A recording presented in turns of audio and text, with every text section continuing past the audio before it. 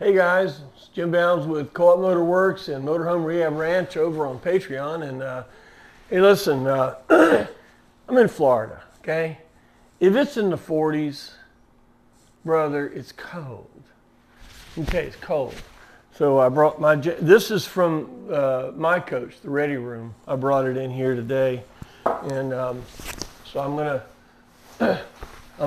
unclothe myself for a bit so we can talk. I know that I got some comments that our background is kind of boring. You're right.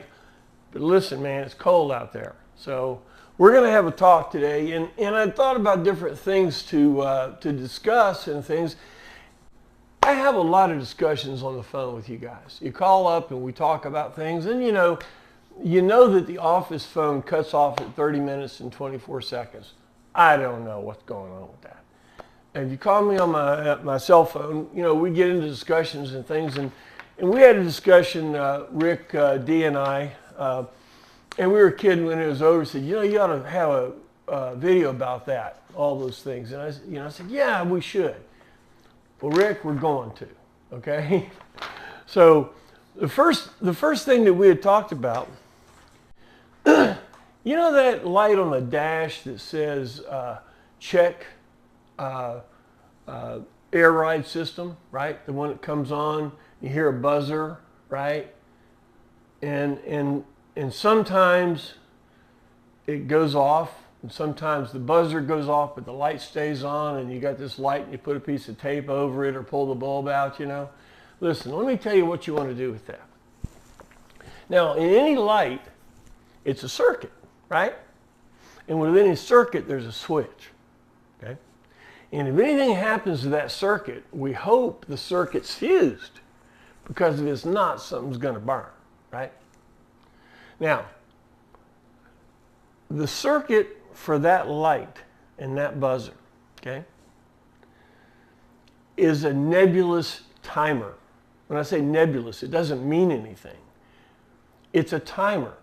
It's an electronic timer circuit that waits about anywhere, from 4 to 8 seconds, and then it turns off. That's all it does. Now, can't replace it, okay? Can't buy another little circuit. It's one of those danglers, those Klingons hanging under the dash there. You can't buy another one, or if you're in electronics, yeah, you can take a timer circuit, wire it into a switch. Well, you got an hour and a half into making a light turning off. Come on. It's a circuit that if it fails, it's going to take out your dash gauges. Okay? You're not using that circuit. You take the bulb out. Okay.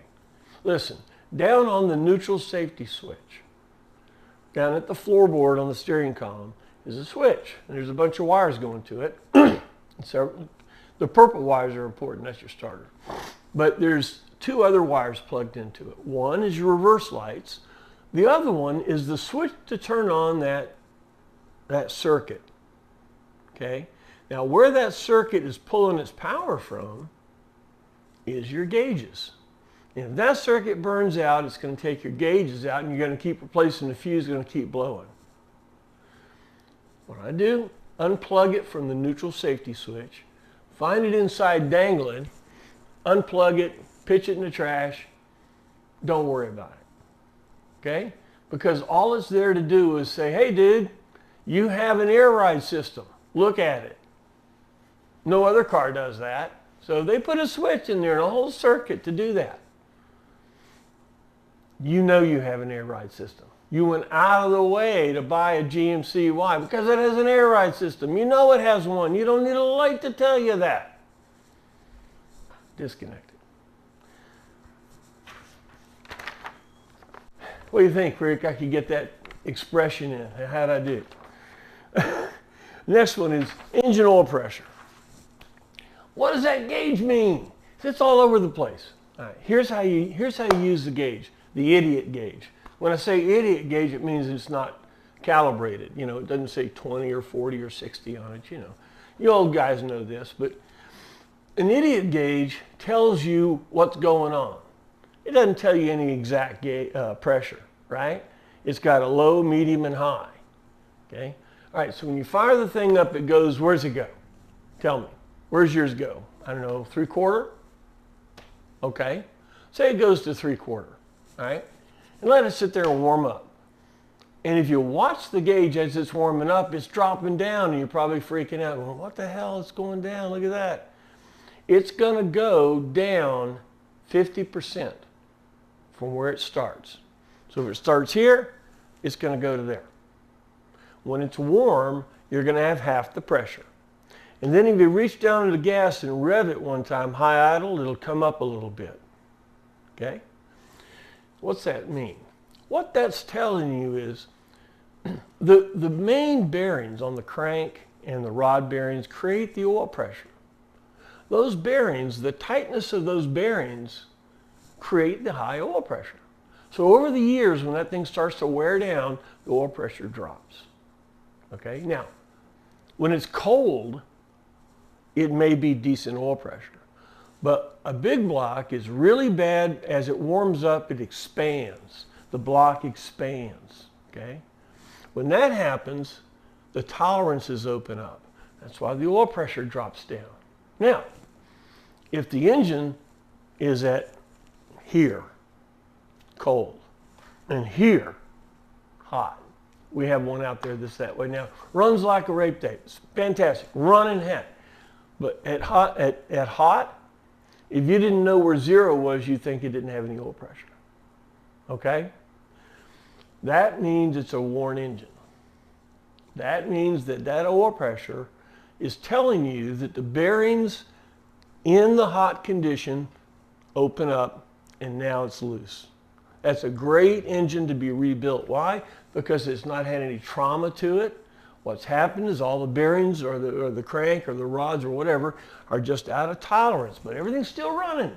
So if you take it apart before it gets trauma, that's what you want to do. So if you're going to evaluate your motor, fire it up. Watch what the oil pressure does. Water temperature is going to go to 1/4. It should sit there like it's super glued. The cooling system in this engine, huge. It's a race engine. Okay? Huge. Really evacuates water. So your water temperature with a decent radiator will go to 1/4 on the idiot gauge, whatever that is, and it'll stop. It'll stay there. Oil pressure will go to wherever it's going to go, and as it warms up, it's going to drop down. Okay? We'll give it 10 minutes. See what happens. And then rev it once. That invariably. I'll call you back at 540. So that's how you tell. If I'm evaluating the motor, the first thing I do is fire it up and watch the oil pressure. Watch the water temperature, watch the oil pressure. Boom. Okay? So that's about that. Okay. We've done 2 episodes. We may want to call this episode 3 of restoring a GMC. Okay, while you're nice and greasy and you're doing all the mechanicals, we know that's right. You know, you get kind of tired of grease after a while. Your wife says, you know, we're running out of Dawn. So you look at the interior and you go, man, that thing looks like a butt. What can I do? All right, let's get into the interior a little bit. All right, let's do that. Step 1, everything that's loose goes in a box. Everything that's loose.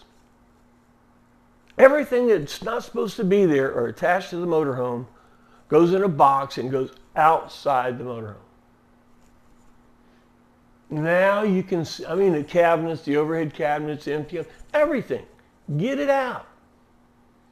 The little dingle ball hanging from the mirror. Get it out. Now sit down and look at what you got to look at. You'd be surprised on what it looks different. It's like, okay, what's staying and what's going? Sit on the engine cover. It's a great place. Get a piece of paper and say what's going and what's staying and what's being changed. Okay? Now, every coach is different, just like every piece of paper is different, and everybody's thoughts are different. This is where you start with the interior. Now, that's step 2. Don't miss step 1. You can't see step 2 unless you do step 1. Pardon the expression, get the shit out of there. De-ass it. Everything out. Everybody out. Don't say, well, I'm going to do the back first. I'm going to live in the front. Whatever, man. Whatever you're going to work on, get this stuff out of the way. My personal opinion, find a doghouse to live in for a bit. De-ass the thing. Because the front of it, you get the back done. And you turn around, the front. It's going to scare you to death. Don't do that. I personally would take it all apart. Step 1. And then step 2, make a list. You can't do anything without a list. That's what we're doing here at the co-op. We're working on a list. We're working on a program. We're in an expansion program right now. You guys have made that happen. GMC Motorhome is very interesting today. Why? Well, economically, it's a cool thing. What's it going to cost you to buy a real good, downsized 30-foot or under motorhome, fully equipped? What's it going to cost? $150. Sprinter, yeah. Oh, more. You can take the same amount of money in GMC. We're the cheapest toy in the box. If you do it right, don't buy chrome-plated lug nuts and all that kind of crap. If you do it right, it's the cheapest toy in the box. That's why we're sitting here, I think. I hope. Because that's why I'm here. All right, so the first step there, Rick, get the shit out of there. And we talked about prior to the beginning, coach retrofit to maximize throughout. All right, get stuff out. Put a box, put it over there, keep all the stuff. That's how I started cleaning up the shop. I did a picture on the Daily Pose the other day of my tools after 41 years. I got it down to one snap-on box. It actually belongs to my son. He loaned it to me. And a roller cart. Right there. How did I do that? I threw everything in a box, different boxes, and cleaned out each box. All right, well, let's call that a wrap. Gives you a lot to think about. If you're restoring your coach from bottom up, that's where you go. That's how you evaluate your motor. And thank you, Rick. It was fun talking to you. And if you guys want to have conversations like that, and you have questions on some things about what you're doing with your coach, that's what this is all about, man. That's what being involved with this is all about. All right, it's not about the money, okay? It's all free. But if you appreciate it, if you appreciate doing this and you want to do more of it, help me out. That's what it's all about. All right, man. Well, we'll see you next time. We got another video upcoming today. Be put out next week, I guess. And we'll talk to you then. Bye-bye.